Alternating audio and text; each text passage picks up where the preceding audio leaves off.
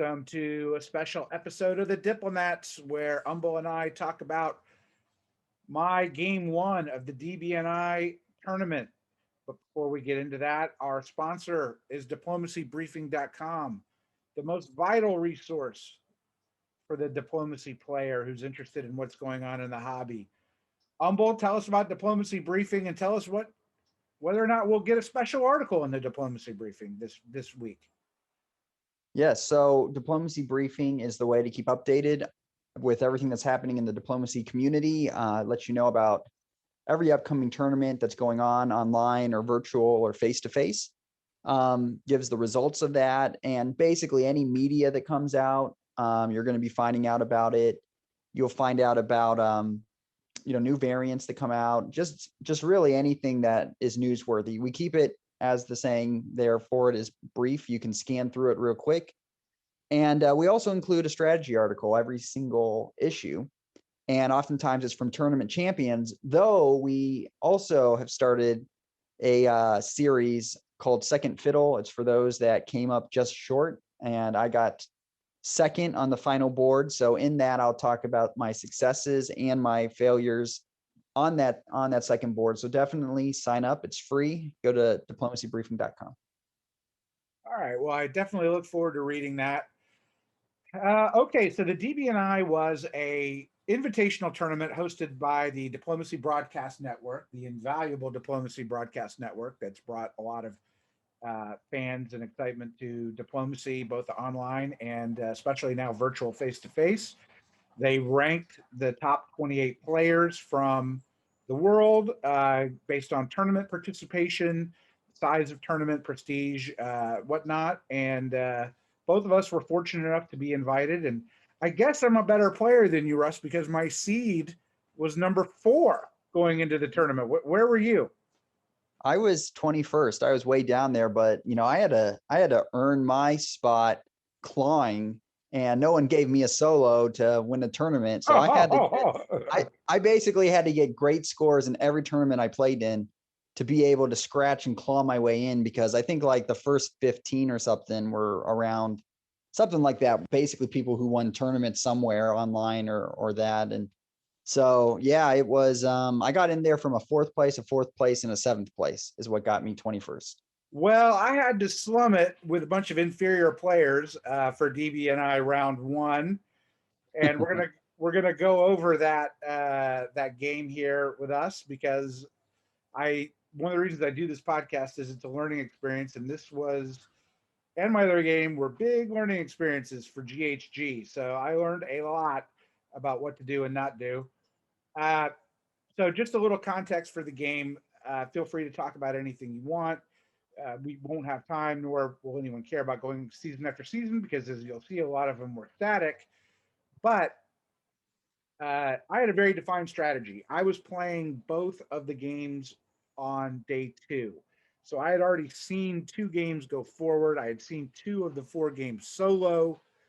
And I quickly sort of realized that the dynamics of the score and who would make the top board were going to be heavily impacted by what score somebody had and how they would do. So uh, I gave this a lot of thought prior to the tournament, and I probably thought myself into a pickle. But the thinking was I speculated that 110 points would have made the DBNI, and I think I ended up being right that 108 was the actual cutoff. Mm-hmm. And I went through and did the points calculator and tried to figure it out. And I just thought, if I got in the 50s with game 1, then what I would be is a sort of a marketable commodity in game 2 to work with somebody who needed to do really well, or to work with someone who had already done well. Uh, and I thought that would be the best chance for the 4th game, because I was afraid about getting blanked in the 4th game. And I didn't want to put a huge target on me if I was close to the bubble, because I would definitely be someone targeted. But we'll see how that all plays out. I got to designate my points, and I decided to save all my points for game 2. I think I play a good Germany, and so I assumed that I would not get the countries that I, in the West with if I was going to put all my points in game two. I put them in game. So I only bid 6 points on Austria, and I ended up getting Austria. Mm. So I like the East, and I like playing Austria because I'm in the middle of it. I found it's pretty helpful, and so I drew Austria, and I had a lot of good players around me. I had Max, and two Maxes. Maxime Popov was Italy, and Max Fax, our old friend, was Russia, and he seems to always play Russia. Both of those guys had scored in the 50s, and so I had a pretty good pitch to them to make. Look, all you need to do is, well, and I need to do well, and it will all work out. And so that was sort of the pitch, and they both seemed, down with that. So I really liked who I was up against, and I was really happy not to be in the West because I just stabbed Jason at Cascadia. Jason Maspon was playing England. I've never played on a board with Christian before, but I know his style and mine are polar opposite. So I knew that I would never jive well with that guy based on our style. And I like Natty, who was playing Germany, and I thought I could work with him, and that's good for Austria a lot of times. And Turkey was who? Craig Mayer, who I actually had never played with, but I was familiar with. Okay. All right. Yeah. All right. Well, yeah, definitely. You definitely got some cutthroat players on that board. Um, and but you also got some strong alliance players on that board too. So it looks like a good board for you there. So I'm thinking that Jason Massbaum was a substitute player as the 29th seed, and that it was unlikely he would play in a game two. So I figured, he would have to try and solo to have a chance or to get a high board top. And same for Natty playing Germany. And so my goal was to try and get the West to gang up on Christian. France in the mid game is tough to eliminate. Hmm. Uh, and I thought that would be good. Yeah, so I'm looking at the West right now, and that immediately brings up a few questions. Um, the English Channel, and then obviously moving to Burgundy, which you don't see Germany move to Burgundy very often in the virtual scene. You see it a lot more online, but not barely ever in the virtual. So it makes you wonder, was that something that was just agreed, or to make it kind of look like there was problems, or did he really think he was going to be able to get in? Yeah, that was a sort of a concern of mine. I don't know what the thinking was there at that point. I was happy to see the channel move, although the move to York gave me a little pause, right? Because it's not a full on attack uh, Yeah, but against it's France. yeah, but it's not that. I mean, that's not a bad setup, because if you bounce in the channel, having that army there in Yorkshire gives you some more options. Did you find out from Christian or England or anything if that had been agreed, or? They pretended like it wasn't agreed. But it was. I suspect now. I suspected you'll see in the fall that it was, but at the time I believed it. They told me it was not agreed, and they were going after Christian. So See, yeah, what's interesting there is I don't feel like Christian's a very straightforward type player, going to argue for the best position possible. It doesn't feel to me like Christian plays that kind of cloak and dagger game. So maybe he just took that and was able to, make lemonade out of lemons. it's very possible. It's very possible. Meanwhile, I let Maxime into Trieste, which it's sort of become almost standard these days. And I didn't lie to Craig. He's like, well, how about an AT? And I'm like, how's that going to possibly work? Do you want to let me go two centers up? I like an AT if I'm Turkey. I'm a little more skeptical of it as Austria. And I basically knew Max Fax uh, uh, wanted to take out Turkey. Mm-hmm.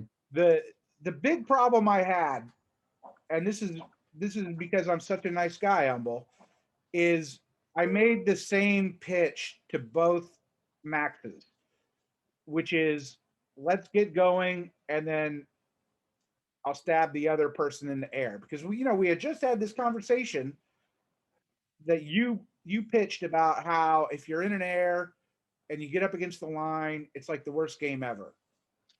Right. But also I think in Austria, like an air is kind of dangerous early on, but in the mid game, Austria kind of, if he can avoid IR splitting them up, then as the mid game goes, both Italy and Russia get overextended. And I think Austria becomes way more powerful to board top once they extend. So it's kind of a fine balance there. Like I would say an air alliance is really not that great for Italy or Russia a lot of times, but it becomes much more powerful. And we've seen solos and plenty of board tops for Austria's doing an air alliance.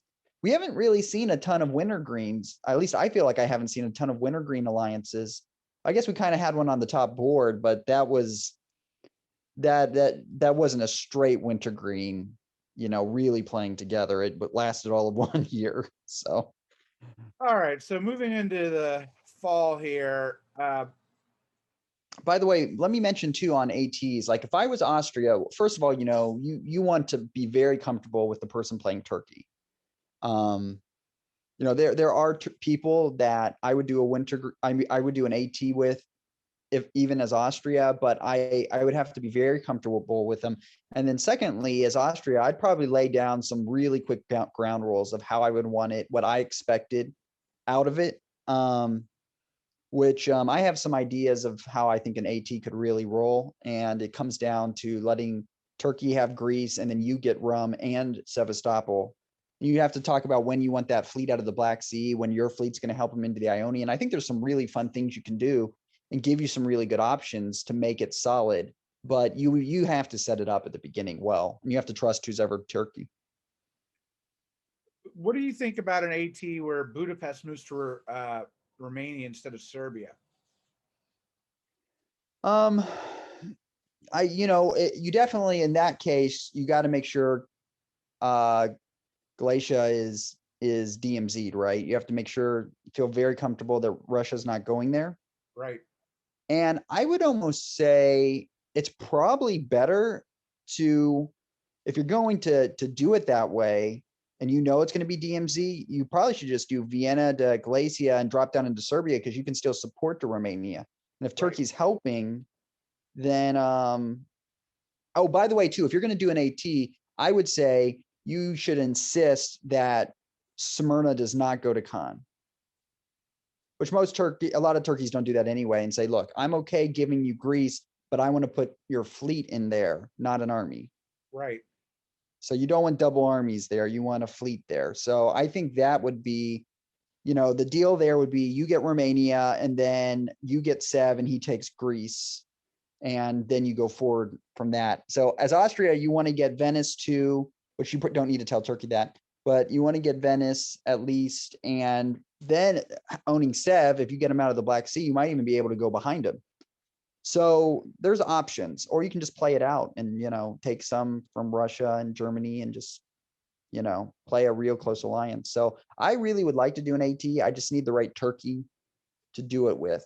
Right. And I'm kind of waiting for that. I haven't quite got it. And I don't play Austria that much either, for whatever reason. All right. So back at the map here, you can see that England moves to Belgium, Christian covered Brest. Yeah. And there's a convoy to Norway. Mm. So I'm like, okay, so this doesn't look very good for the anti-Christian attack. But he might just want, yeah, that's true on that aspect, but he might just want to keep his fleet in the North Sea, right? Right. And keep that as an advantage, because he can build a fleet and take the English Channel again. And Christian being in Brest, no French player wants to be in Brest there, right? They don't want to be there because they want to be able to build in Brest. So no, I would say that wasn't agreed from the moves. I would probably think covering Brest is, I'm surprised he kind of made that move, because usually diplomatically you can work out so that it's not grabbed. Yeah, I don't like that move from Christian. I think he's losing tempo doing that. Meanwhile, I convinced. That's terrible on a lot of levels. You know why? Because he could have gone to Belgium and he's guaranteeing there that even if he grabs Brest, he's going to get Belgium off it, right? Right. That wasn't a good move. I don't like that move.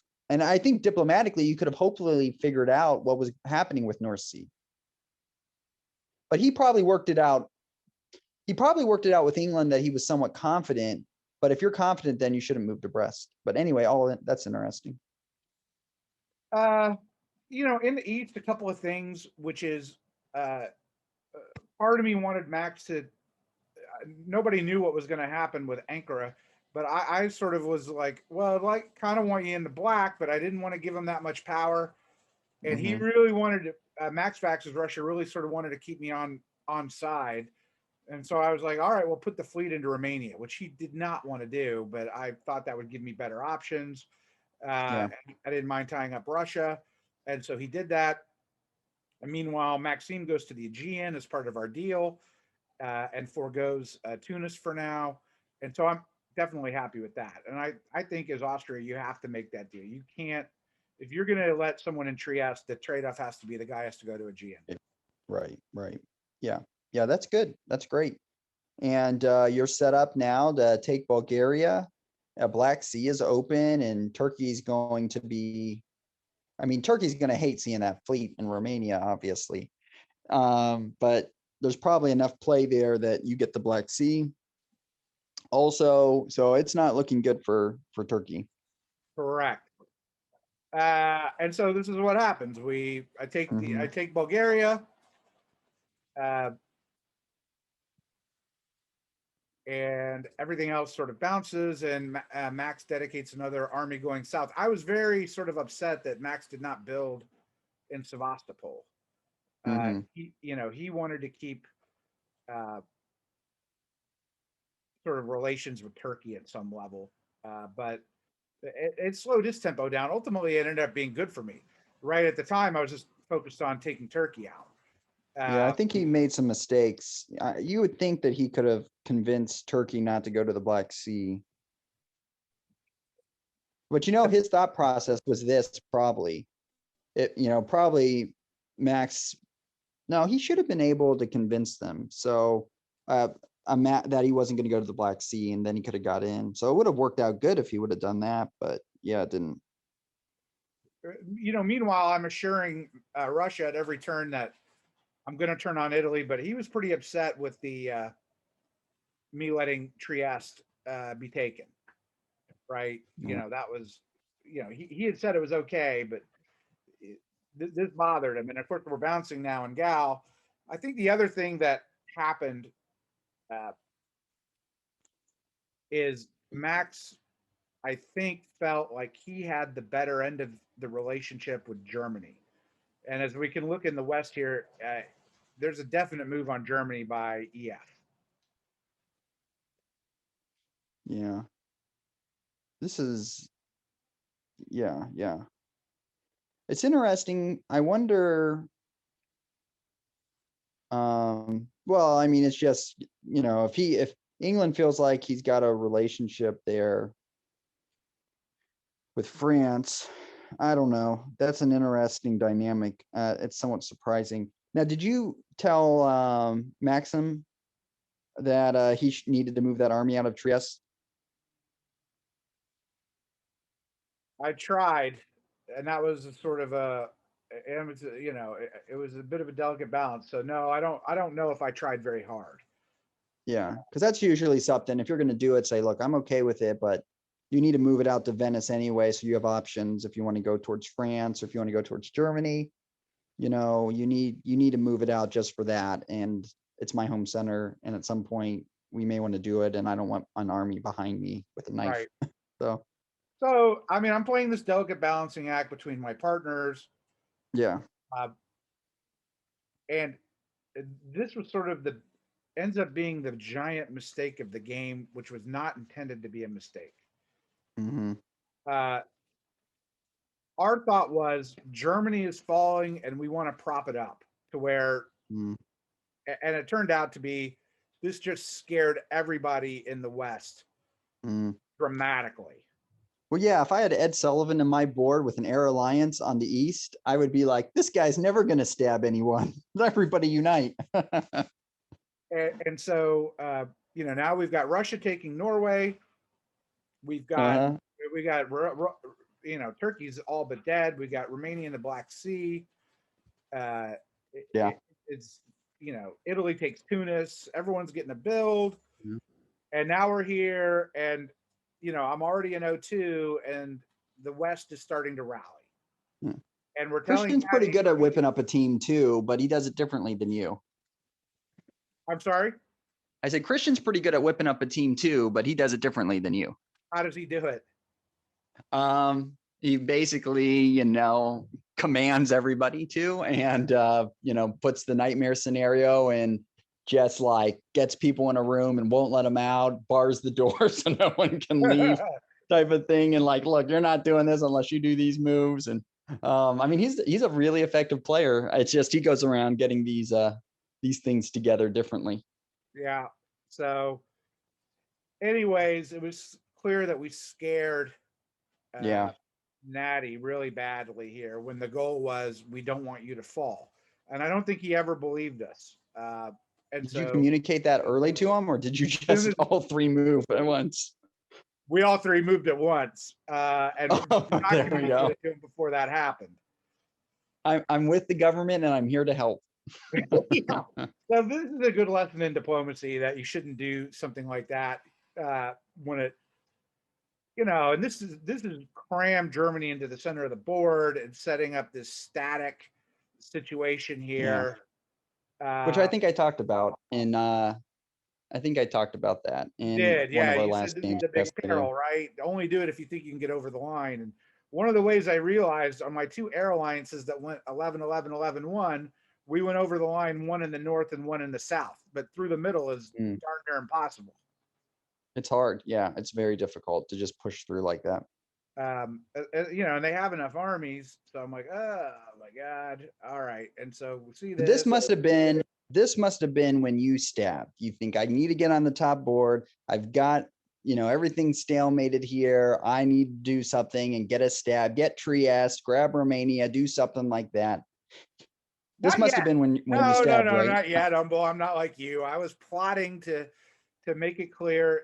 I wanted to get it in a better position. And as you say, the time to stab is just, when Turkey's at 2 centers. So they weren't at 2 yet. They're at 2 now, but it's not when you get But down this was to the fall move, right? This was the fall move. Yeah, this move here is the spring move. Oh, okay. All right, gotcha. So in the fall, when the fall comes around, this is your chance. You take Trieste back. You set up to, Take Trieste back, drop your army. Piff Tyrolia. Yeah. You do by Bohemia to Tyrolia, Budapest to Trieste. You don't take Romania yet because, you've worked this out with Russia. He thinks you're going to stab Italy. And you get ready just to, and you do Greece to Ionian. I've got it set up. Let's see what happens in the fall. I mean, you got Budapest to Serbia. I mean, you're not using those armies for anything anyway. So Budapest to Serbia to play some defense, make your build in Budapest. You're rolling. You're rocking. Yeah, it didn't work out that way this time. In fact, Max begged for a build in Bulgaria, so we worked these set of moves out to take Turkey down to 1. And look at this great position for me. Now if I now maybe be a better time to stab, but no, what you do is you get Russia to support Ankara, and then you just take Khan. So he's literally doesn't get a build, and and that fleet is gone. You're in Aegean, or no. What you do is, you don't hit Ankara, but he supports you into Khan, and then you move to Ionian, and all of a sudden the DBN crew is singing the praises of Ed Sullivan. Yeah, I'm waiting for those praises. So let's see what happens here. Of course, I get a build and can't build, which is fine. Well, I mean, well, no, you lost Bulgaria and gained Khan, so you're still the same, right? Yeah. Yeah, you're at Oh, 5. oh, you're Okay, right. All right. So I all am right. seriously thinking about the stab now. And the way I sort of pitch it, we're talking to Natty in Germany. This is sort of a important problem I had.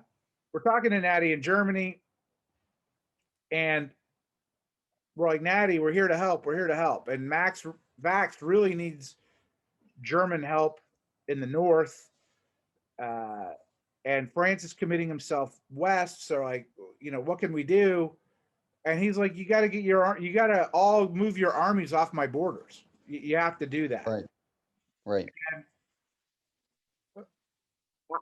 my thought was, and I told Max Vax is Russia. I go, all right.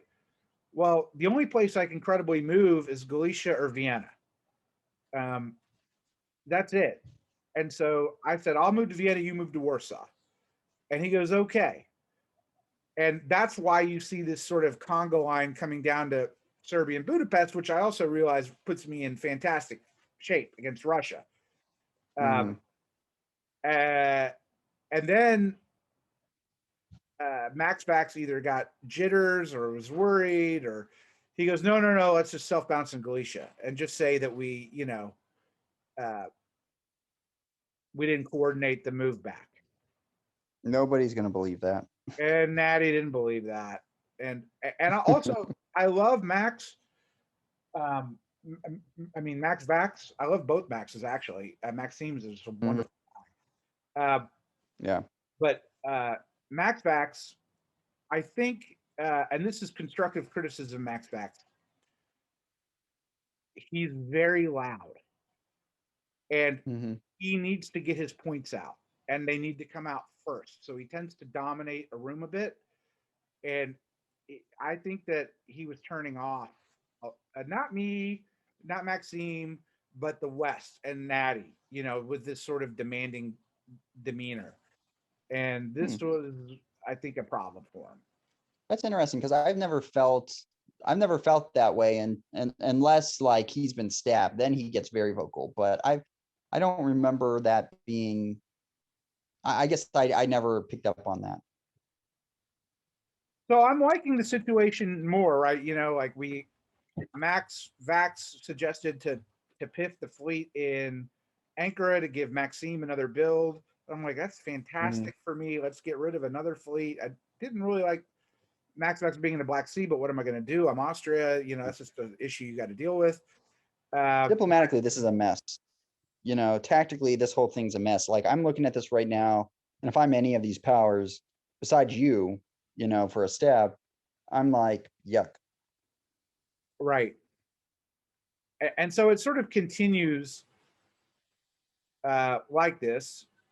We agree to the bounce in Oh, Budapest so fall. so fall's not the one where you stab, not that one. No, I didn't stab here. It's coming. Um, Because you could have, gone Bulgaria, take Romania, or if you're going to do Italy. Now, why doesn't he take on? Oh, you want to leave him on Kara? I got it. Okay. we want to, yeah. So otherwise, you wouldn't get the rebuild. Yeah, man, a year ago, that move into the Ionian, that would have been sweet. Because you can move down you start moving down and getting ready convoy potentials. Man, that would have been nice. So the other thing to realize why I'm so patient is I really did like both players, so that's hard. That's a really hard lesson, as you know, for me to learn. And I did. Uh, Second, uh, I just kept thinking Russia's just going to have to move north. Russia's got a lot of problems. The stab will always be there, and this is the first game. I'm totally pumped. So I'm like, I got all day. I mean, I only had until my second game, but I was like, I can do it. I can wait. Not a problem. But so we'll see when the stab happens. But this is still a good. I mean, like this position's even gotten better, right? It's even Because better. Look, I convinced you Max can take on. Russia to disband the black. Yeah. You get Ankara. You can walk into Ankara. Bulgaria and Romania will fall. You get Trieste. Probably what you probably want, I would say, In this situation, you probably want to just get Russian dots first, Correct. but you want to get Ankara, but Ankara is always there for you to take, right? Ankara is always there for me to take. So here's my thinking. Yeah, yeah. You don't want to take Italy because France will grab that stuff probably before you. Right. So Russia's the one. my thinking here entirely is I'm not stabbing Italy. One is I can get, if I had to, I could stab Italy, but Russia is probably going to outlive his usefulness, and I can take a lot of dots. And England is not sufficiently advanced in the north yet to where I think I could race up there and get it. Which we'll see if I did that or not. So here you would think Ed Sullivan's in a really good position to do exactly that. Yeah. I mean, look at this sort of set of movements. I purposefully Congo lined it. Okay, this was not a guess. I knew what Berlin was going to do. And so I knew what all the movement was going to be by every player on the board around me. And so I set it up like this, and I'm really debating, should I do it right now? And well, we'll find out. My heart got in the way. It must have been right now. No. Right now, But no. hey, it's even better now.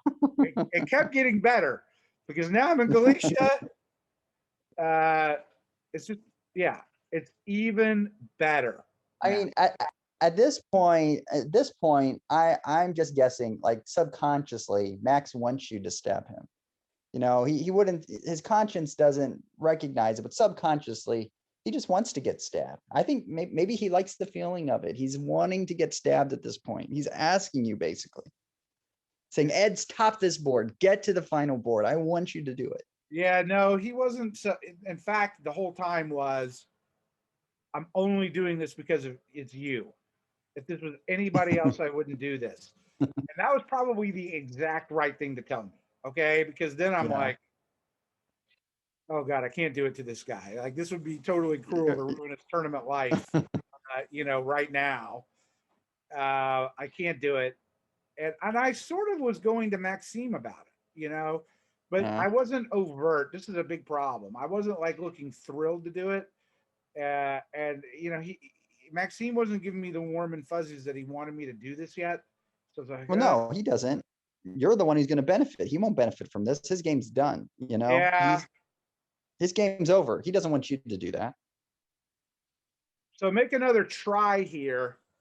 Unless Germany and England or someone stabs Christian, which, nobody's in a great position to do so. I mean, Maxime doesn't want you to do that. So you see the moves here. The idea was actually Russia's. Right. Make them think that you're attacking and then move out in the fall. Exactly. Oh my word. I feel like this is like beginner Nexus. This is a beginner Nexus game. We'll fool them with this. I'm going to tell you the truth here. Yeah. I did not see this set of moves coming. I thought Munich would support Bohemia. I was amazingly disappointed that Galicia went to Bohemia, got through. I didn't see that as an event that could occur.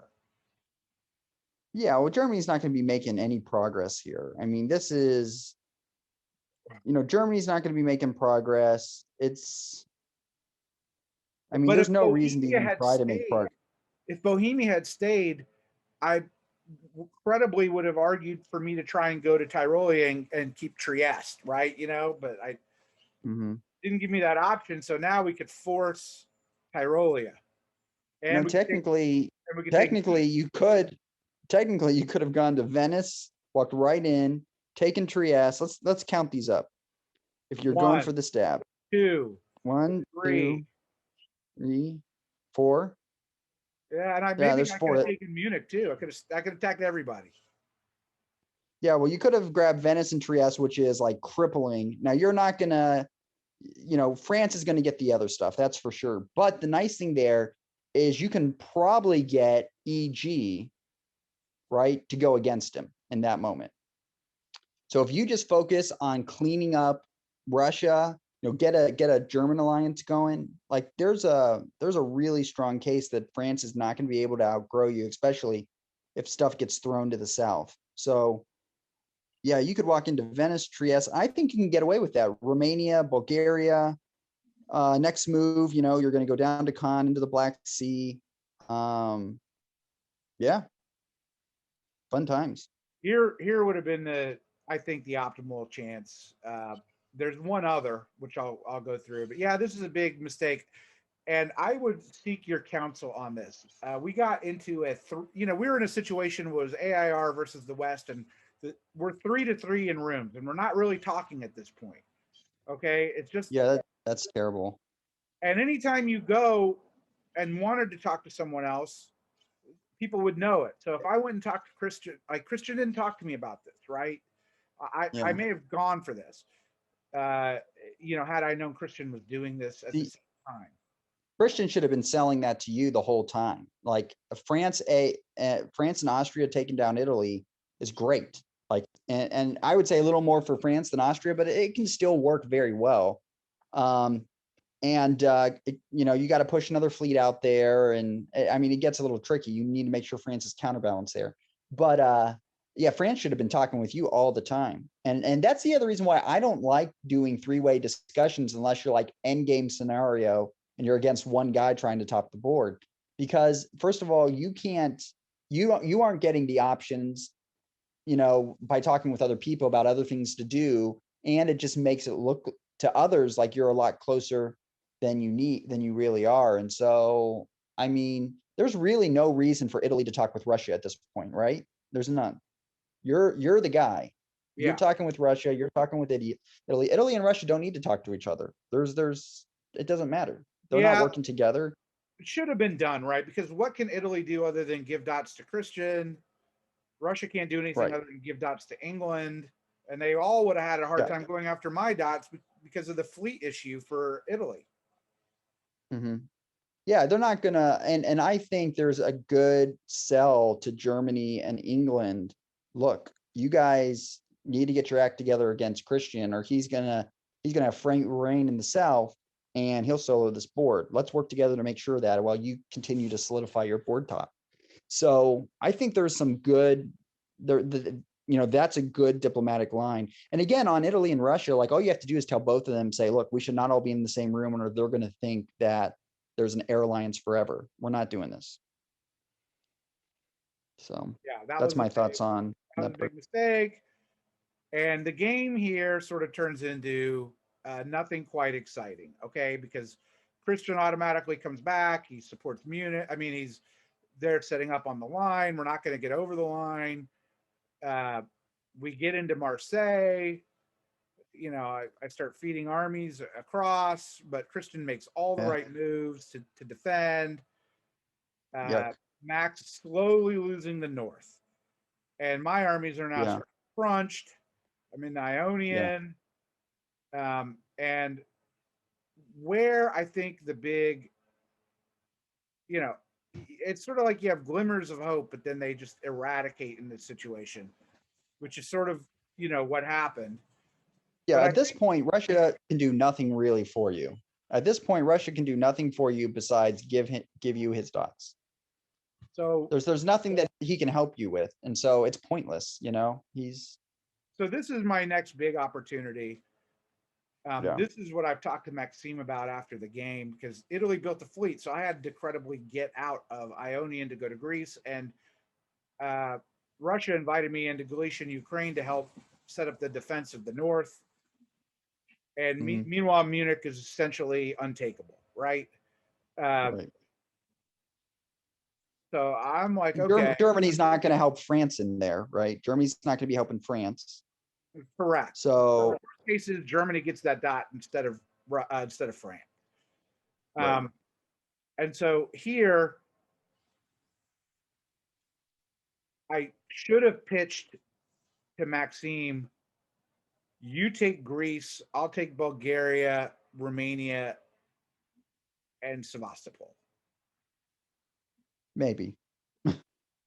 I mean, you can always give them Greece the next year, right? Yeah, I could, Yeah. but I could have At this point, yeah, at this point with where everything's at, like is anybody getting builds?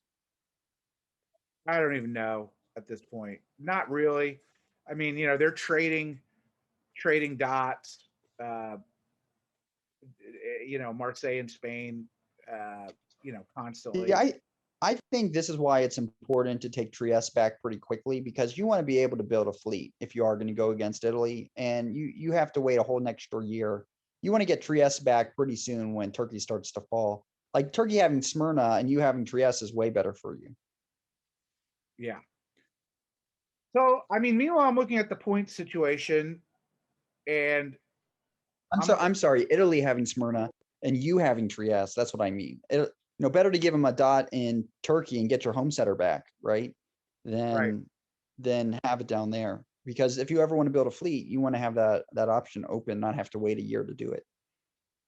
Draws keep getting proposed. They're shot down, mostly by Christian. Here, I'm at 60 points with a shared board top. That guarantees Maxim into the finals.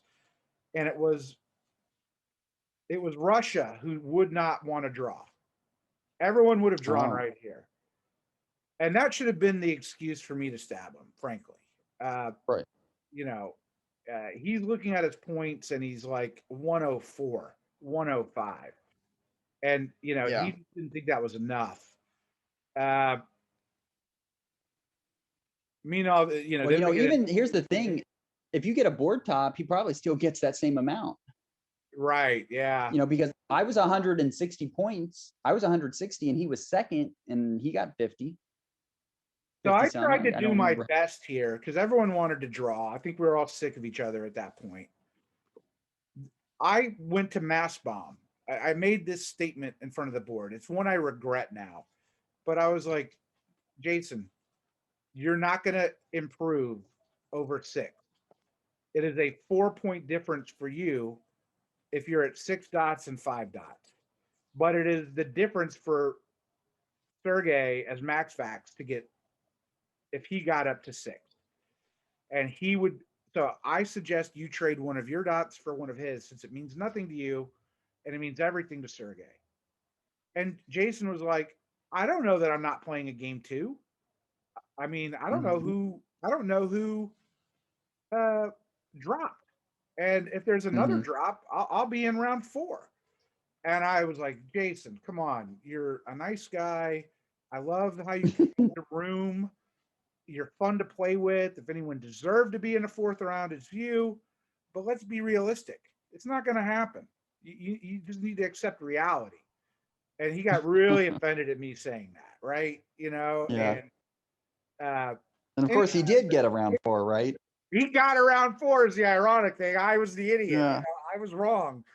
And that 4 points. Let me just put this out there. If Ed's ever talking about points at the end, you better compute it because he doesn't know what he's saying. I don't know what I'm talking about. Selling it. I know my points. Right. He knows his, but he's not telling you what yours is. It's probably just a 5-point difference or something. And it's like actually 20 or something. So nothing really happens except they take Munich, which then drops me down, which is upsetting. Yeah. That was eventually going to happen. And so now I'm in this situation here.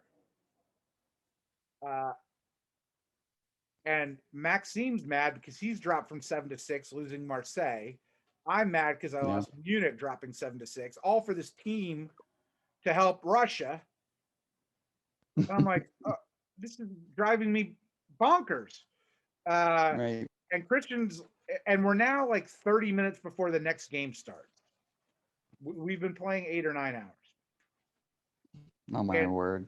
And Christian's like, I'll take a draw now. And I'm like, right, of course. I'm like, no way. There's a lot of things that can happen, but you're not drawing on top. And he's like, well, what do you suggest? What do you suggest? And I was like, give Russia a dot. Give Russia a dot. The math works. And the only way he can get a dot is to get it off of England. And England's like, there's no way I can give him a dot without messing up the line. And I don't want to mess up the line. And we argued back and forth on this for a super long time until here, where we're like, Christian sort of says, fine, I'll give Germany a dot.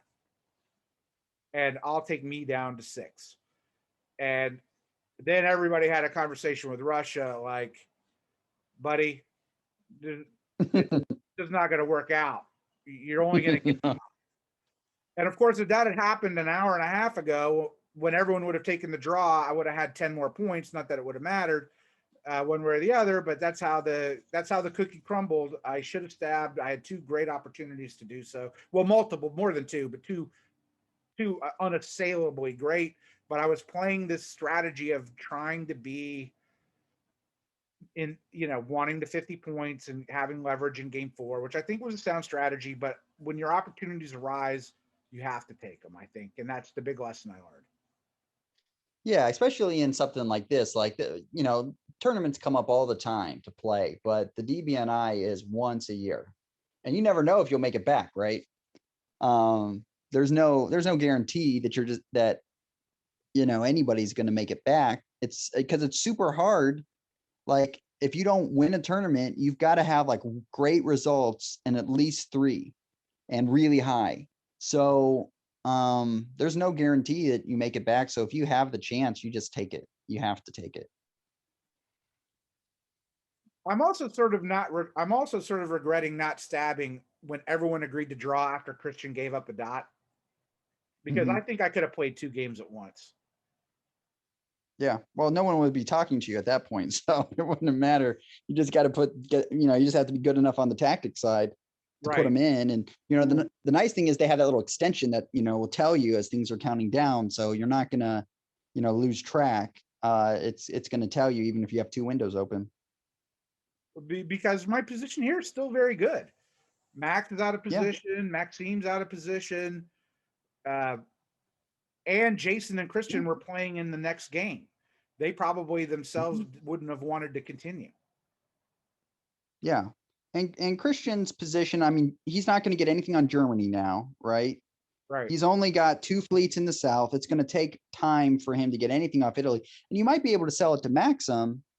Hey, look, this is all I want. I need to top this board. You weren't going to, get in anyway, really. Of course, what was he? He was like 2 points away.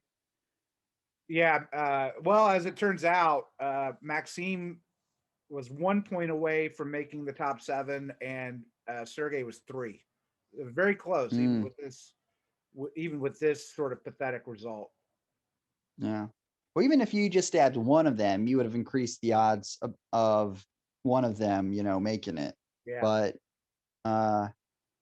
yeah, man, that's the problem with air alliances. The problem with air alliances is, especially if they stick together, if you're playing competent people on the other side, they just lock it down and you don't get anything.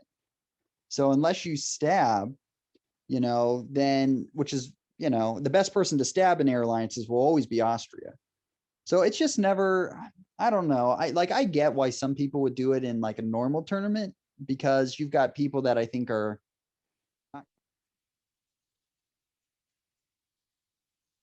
Are you still there?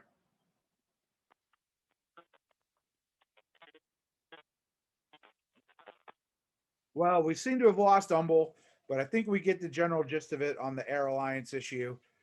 Thanks to everyone for listening, and have a great day.